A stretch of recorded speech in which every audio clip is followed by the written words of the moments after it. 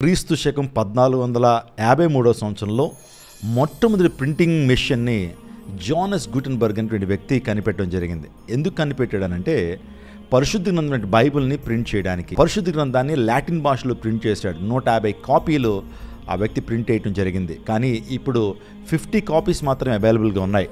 అందులో master copies నుండి 3 కాపీలని, మొదటి కాపీని సుమారుగా 12 కోట్ల రూపాయలకి కొనడం జరిగింది. ఆ తర్వాత రెండవ కాపీని మైక్రోసాఫ్ట్ అనే కంపెనీకి అధినేతగా ఉన్నటువంటి బిల్ గేట్స్ 135 కోట్లు 1994 సంవత్సరంలో ఆ వ్యక్తి వేలంపాట్లో కొనడం జరిగింది. ఎందుకు పరిశుద్ధ గ్రంథాన్ని బైబిల్ని అంత ఎక్కువ పెట్టి ఎందుకు కొన్నారనంటే వారికి తెలుసు బైబిల్ గ్రంథం యొక్క గొప్పతనం ఏంటో. బైబిల్ గ్రంథము ఒక వ్యక్తి నిత్యత్వానికి నడిపిస్తుంది. అసలు మనిషి ఎక్కడి నుంచి వచ్చాడు, మనిషి ఎందుకు బ్రతుకుతున్నాడు, what is the meaning and purpose of our lifes, what is the human origin and what is our destiny.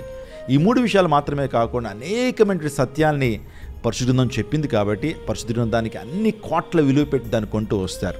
ఈ రోజున పరిశుద్ధ గ్రంథం బైబిల్ గ్రంథం మన మనోనేత్రాలను వెలిగించగలదు, మన సత్యం వైపు నడిపించగలదు. దేవుడు మేము ప్రత్యేకంగా దీవించి ఆశీర్వదించునుగాక. ఆమేన్.